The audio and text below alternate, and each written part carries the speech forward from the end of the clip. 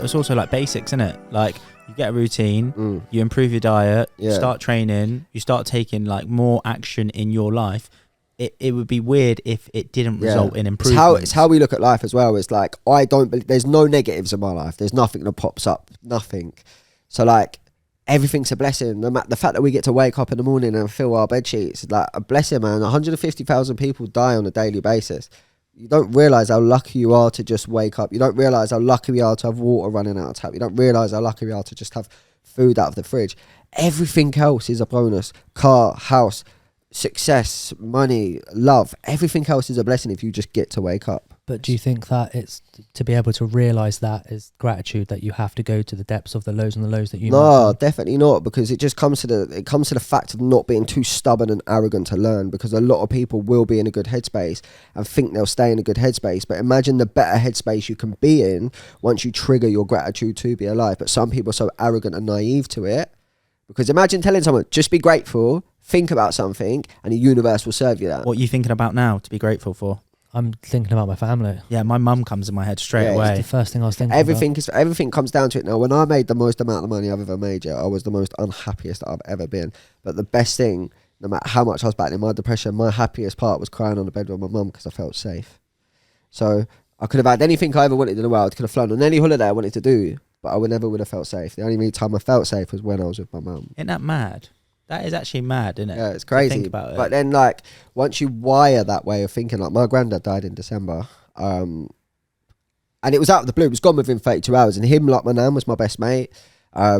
And that broke me. Like, I cried when I needed to cry, but I still got up at 2:30. I still was in the gym at 5 o'clock in the morning, because it's not because I don't care. It's because I allow myself to feel the pain. I allow myself to feel the suffering, but I don't allow myself to surrender to wasting another second in this world. Because if my granddad could face death, laying in that hospital bed, knowing that he's going to pass away, I owe it to him, I owe it to the world, I owe it to people that are dying, that aren't going to wake up the next day, to wake up and make every single second count. Yeah, I rate it, mate. I genuinely do. I'm all for that mindset, but at the same time, it's difficult sometimes to be conscious of that thought process when you're caught up just in day-to-day life. Yeah. You say that though, but then it's lifestyle choices, isn't it? I've literally just proved in one sentence For sure, you can do it in the hardest times.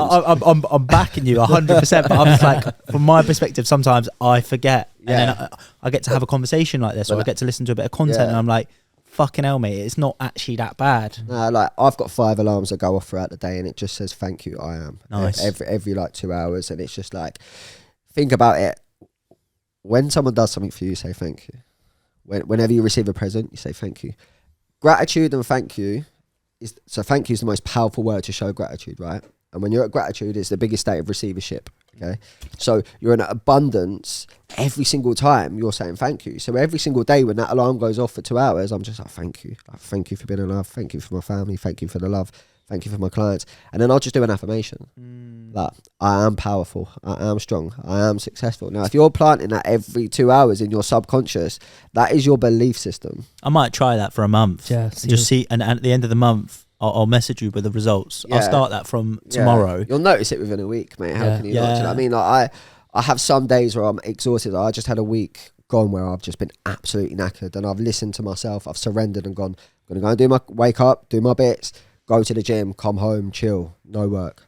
Isn't it funny that discipline is just the answer to everything? Yeah. Discipline in downtime as well is key, because a lot of people feel guilty having downtime, but if you're disciplined because you know that you need it, you will not create guilt. Guilt and shame should lead everyone on their path to where they need to be. So if you eat, let's go back to food. If you eat something and you feel guilt and shame for doing it, don't do it again. That is your calling from your higher power that you should not be fucking doing that.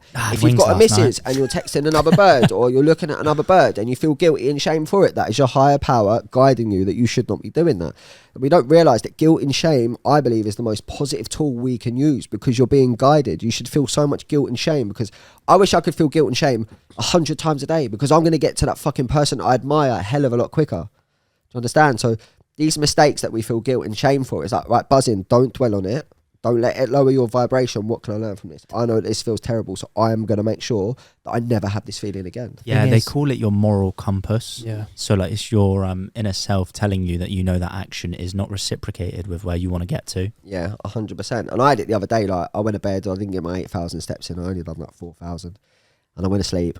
And my bitch part of my brain just won. I was just exhausted. BMW had my car. It was pissing down with rain. My mate was like, do you want to lift to the office? And I was like, nah, it's good. I walked 20 minutes to the office to punish myself because I was a drowned rat. I was soaking wet. I had a consultation to get to. Everyone was walking past. Someone could have drove past in a puddle. Would have been that guy that ended up on fucking TikTok absolutely soaked. But I stopped and I just looked at myself in the mirror and I was like, this is what it feels like to let yourself down. This is what it feels like to break a promise to yourself. And then I'm walking and then I'm thinking like, this is horrible. Then gratitude.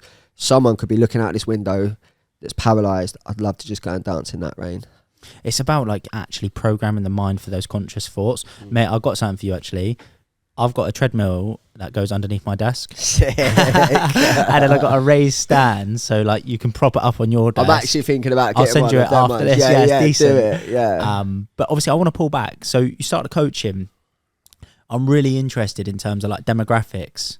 I can imagine a lot of your clients, I guess predominantly are males, right? Yeah, I do have at the moment. I do have a few females with me at the moment. But like mostly males. What's like common across like the coaching you've seen for those like young lads? It's lack of confidence, depression, suicidal thoughts, anxiety, purpose. It's a mixture of everything, really. What do you think like in terms of, is there like common themes throughout all of these like lads that you're doing? Yeah, there's just like what I was learning at 23 is what everyone should have been learning. So they have no idea that how they feel now doesn't have to be permanent. And I had a lad come to me and it was like, his brother got in touch and was like, mate, I want to end it. I want to call it a day. And he was like, can you help me? And I said to his brother, like, mate, I can help him. Yeah, I'll get him on a call straight away. And then the next day, he's like, I spoke to him literally an hour later. And the next day, he was like, antidepressants. I said, just give me a week. Just give me 1 week. And if you still feel like you do now, then by all means, mate, I'll give you a lift to the doctors myself to go and get him. Within a week, he's just like, no, I can see the tunnel now. Do you know what I mean? So it's very, very hard to understand or explain my style of coaching until I get in that chair, because once I get into that flow state, I will not leave that call until someone has learned something that has come on and all of their insecurities and worries from the past week have gone. And all of the education, all of the learning just comes out. And I care so much, mate. I care you can't even imagine how much I care about It must people. just be such a beautiful feeling getting on a call and like somebody not facilitating what they said they were going to do in terms of committing suicide or something like that. Yeah, it's must the be best. amazing. It's the best feeling in the world.